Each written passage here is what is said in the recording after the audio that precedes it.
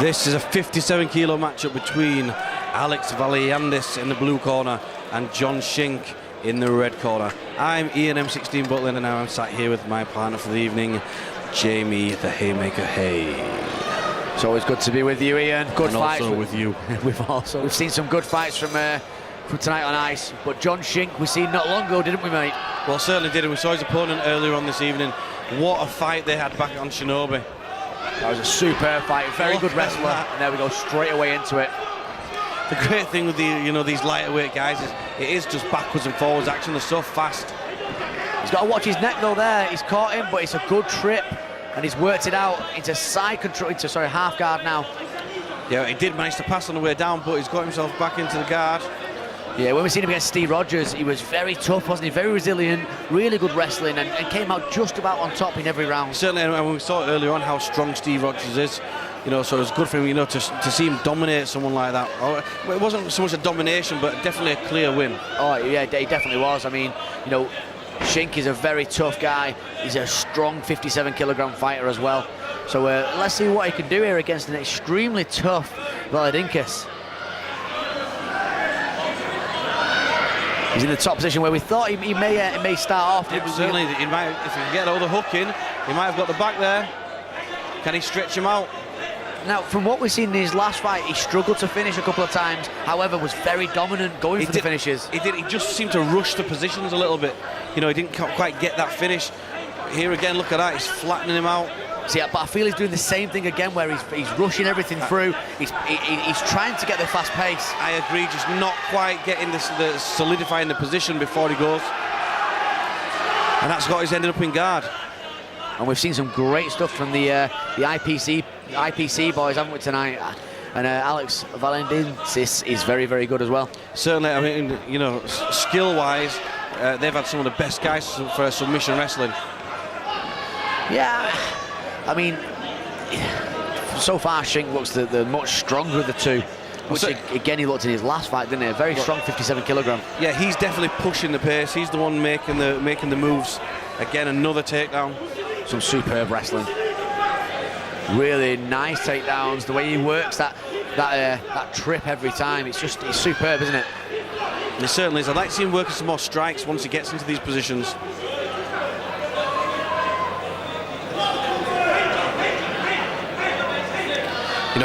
Even here could start. Yeah, that's better. Start to work strikes to the body, strikes to the head, mix it up. Jumps over to a high mount. Can he hold the position? That was our criticism of it, or could we say, was that he wasn't holding positions. Now look at this, he's solidified the back position here. Yeah. Looking for that rear naked choke. His time's running out in the round.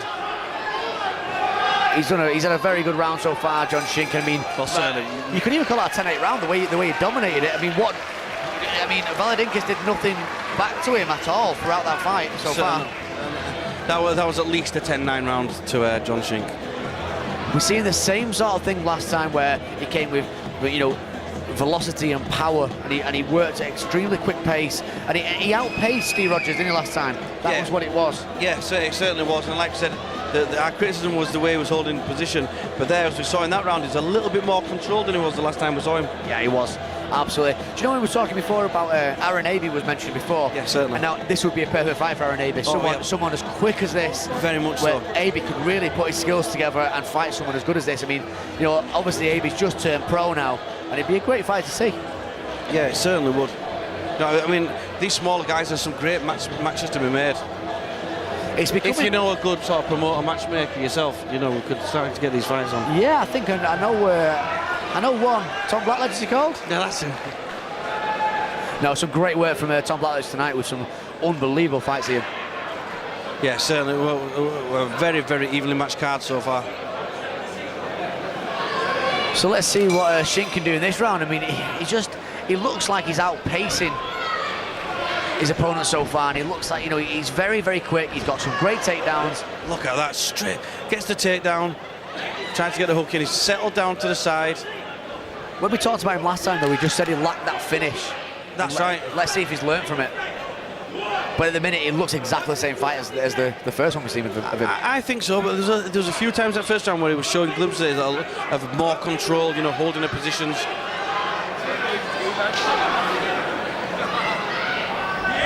See, that's why I want to see more strikes. Set up your moves with strikes. Set up your positions. Oh. He tried to roll back there out of position. It's just the first time we're going to see Alex maybe dominating a position. See, for me, I think Rogers in the first fight they had pushed him a little bit more when he was on his back.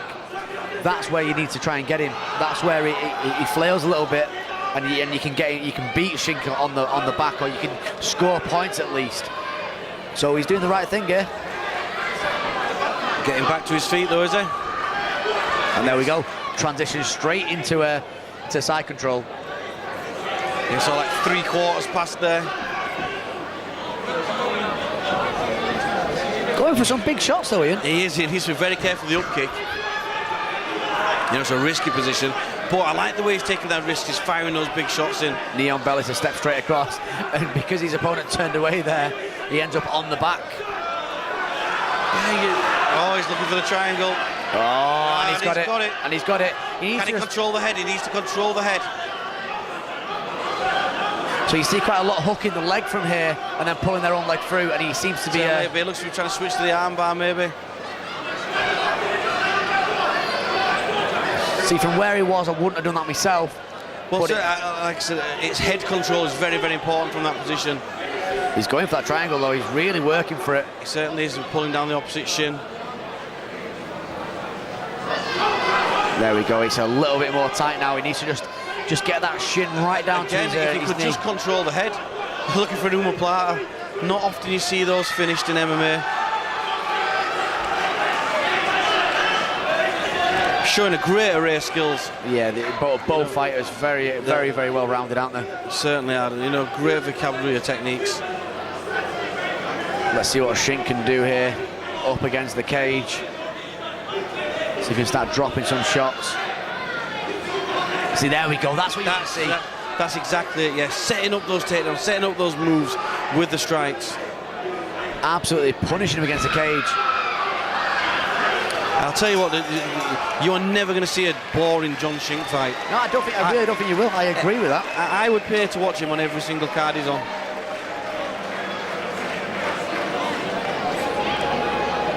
So 2 rounds up on my card. Oh, absolutely. I mean, look at him. He looks fresh. He looks ready to go. I just think he's the more versatile of the two fighters. Where, you know, Valyandis, he just looks like he's a bit deflated by the fact that he's been taken down. He's been overwhelmed. I think. But we've seen Shink bully people before, and that's what he does. And that's, you know, the way he fought against Rogers. I personally think the Rogers fight was one hell of a fight. I mean, the way it went was back and forth, but he just had that edge, and I think he's done exactly the same in this fight. So I'd just like to see him finishing one. You know, he gets so close to finishing. I think in his heart, I think he wants to finish one as well. But you see with the flyweights quite a lot where they don't finish, don't you? Even in the top organisations like UFC and stuff, you see a lot of fights where they go the 5 rounds. And what we do know is that he can go the distance and still keep the pace up. I just like to see him finishing. You know, it was close there to finishing the triangle. You know, close to finishing an armbar. Oh, absolutely! Look at that. That's how you go and start a 3rd round, Ian. Yeah. Alex showing he still means business, flying out there. I like what Alex did there, though. He's trying to show him that he wants to stand up now. But you know what? John Shink's not playing into that game plan, is he? Oh, look at that. No, he's not. Great work. And this time it's Alex now who's dominated. He's got the north-south position. He has, and he's working a bit, but again, it could be too little too late unless he goes for the finish, because for me, he's 2 rounds down. Can he hold it against the hips, the movement of Shink? And the answer to that is no. It's like he's like battling with a snake, isn't it? Where you just can't keep hold of him. You cannot keep him still. The back end's moving as quick as the front, and it's See, he's going to get the strikes here, work these strikes. Jumps mount, sorry, again. The only thing that I can say with both fights is Shink's been pushed off a lot. Yeah, You know, and that seems to be, you know, but he's got a nice sit for it now. With a fast sort of floating movement that he uses, I think maybe you do get sort of dislodged a bit. You know, he's not really a solid get in a position and stop kind of a guy. You know, he's moving, constantly moving. He's going for a finish constantly, and that's what you like to see. You know, and as he learns through his MMA career, he will definitely get some finishes. So he's guaranteed. So up against the cage now, Shink again looking dominant. Oh, it's a nice shot to the midsection there with the knee.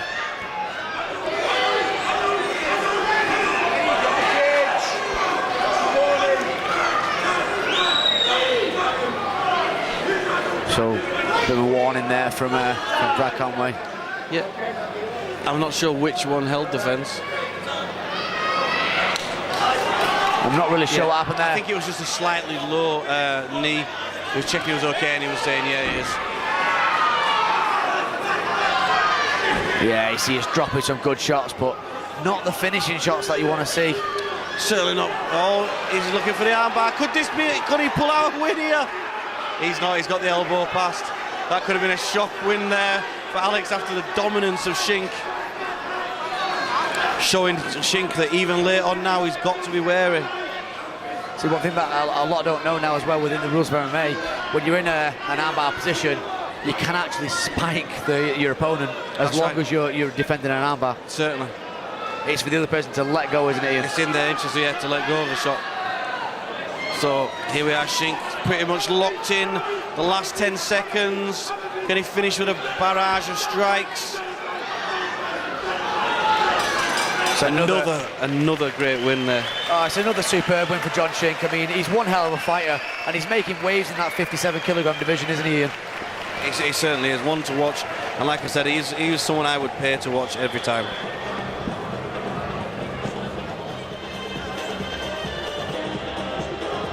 For both boxers, everybody, both fighters, let's hear it, everyone. Big round of applause. After 3 toughly contested round between these 57-kilogram warriors, we go to our judges' scorecard for a decision.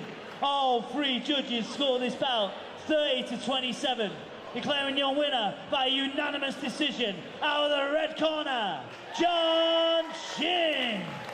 Let's hear it for Alex Valyandis.